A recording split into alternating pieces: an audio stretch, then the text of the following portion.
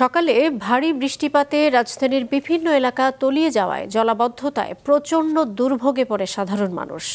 প্রধান প্রধান সড়কে তৈরি হয় যানজট। দুপুর পর্যন্ত ৬ ঘন্টায় ঢাকায় বৃষ্টি হয়েছে ১৩০ মিলিমিটার। আবহাওয়া বিভাগ জানিয়েছে, এটা চলতি বর্ষা মৌসুমের স্বাভাবিক অবস্থায় রাজধানীতে একদিনে সর্বোচ্চ বৃষ্টি। আজ ২৮শে আষাঢ়। এই দিন যে বৃষ্টি বাড়তে পারে তা আগেই জানিয়েছিল আবহাওয়া অফিস। হয়েছেও তাই। ঢাকায় সকাল থেকে বৃষ্টি হয়েছে ১৩০ মিলিমিটার। রাজধানীর মতিঝিলের সকালের চিত্র এটি। প্রতিটি রাস্তায় এমন পানি জমেছিল যে গাড়ি বা মানুষ কেউই চলাচল করতে পারছিল না। সড়কে পানি জমে যাওয়ায় গন্তব্য পৌঁছাতে দ্বিগুণ ভাড়া গুনতে হয় যাত্রীদের। পানি মনে করেন কোমর পানি টানতে তো কষ্ট হইবে, গরিবের তো কষ্ট ফেলা হয়। জলাবদ্ধতার কারণে আমি যাইতে পারতেছি না। আমার গাড়ি যদি আমি নিয়ে যাই মাঝপথে বন্ধ হয়ে যাবে। বাজারে পানি কমে না, পানির জন্য কাস্টমার আসতে পারে না। যায় যে এত পানি উঠলে মেঘ বৃষ্টির মধ্যে চলাচল করা যায়?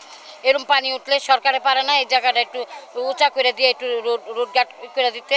চলাচল করা যাচ্ছে না, গাড়ি ঘোড়া আটকে যাইতেছে, গাড়ি ঘোড়া নষ্ট হয়ে রাস্তার ভিতরে থাকতেছে, আরো যানজট সৃষ্টি হইতেছে। পানিতে ভাসছিল পল্টন শান্তিনগরের বাসিন্দারাও।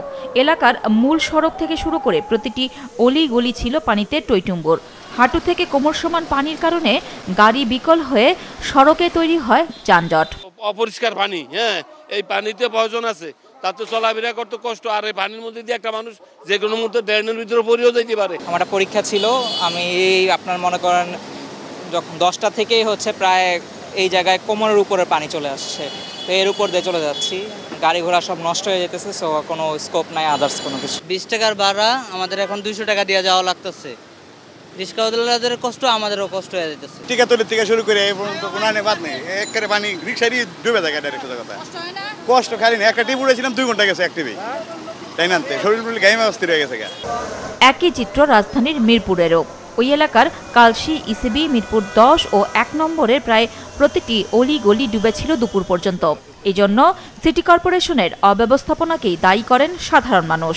ডিউটি অবস্থায় আবার পানির ঝাপটায় ভিজে যাচ্ছে, এই যে গাড়িগুলো যাচ্ছে পানির স্রোতে ভিজে যাচ্ছে আমরা। হ্যাঁ, এরা কিছু বলে না। ওই দিন যায় একটা ড্রেন করছে, এরা করোনা কিছু যায়, আর ওরা তো আটকানে সব। সামনে ডিরিং মুরিং পড়ে গেলে যদি পড়া যায় তাহলে তো আরো অসুবিধা। এটা মনে করেন যদি এদিকে সেবা যত্ন হইলে রাস্তাঘাট ঠিক করলে ভালো হয়। মাঝখানে উন্নয়ন হয়েছিল, উন্নতি হয়েছিল, কিন্তু আজকে অতি বর্ষণ। ঢাকা শহরের অন্য নিম্নাঞ্চলের কি অবস্থা জানি না, আজকে অতিরিক্ত বৃষ্টি হবার কারণেই মূলত এই অবস্থা। বিগত অনেক বছর ধরে এমনটা হচ্ছে না, আজকেরটা আসলেই ব্যতিক্রম। আমরা এই যে ছোটোখাটো ব্যবসা করি, এখানে পানি ঢুকে সব মালামাল অনেক সময় নষ্ট হয়ে যায়। যদি পরিকল্পনা নগরায়ণ করে তাহলে আমাদের এই জলাবদ্ধতা অনেক সময় কমে যাবে এবং লোকজনের যাতায়াতের সুব্যবস্থা হবে। মহাখালী থেকে বিজয় সরণি পর্যন্ত কোমর সমান পানি জমায় যান চলাচলে ছিল ধীরগতি। সাপ্তাহিক ছুটির দিন হওয়ায় কাজে বের হওয়া মানুষের সংখ্যা কম হলেও জরুরি কাজে যারা বের হন তারা পড়েন সীমাহীন ভোগান্তিতে।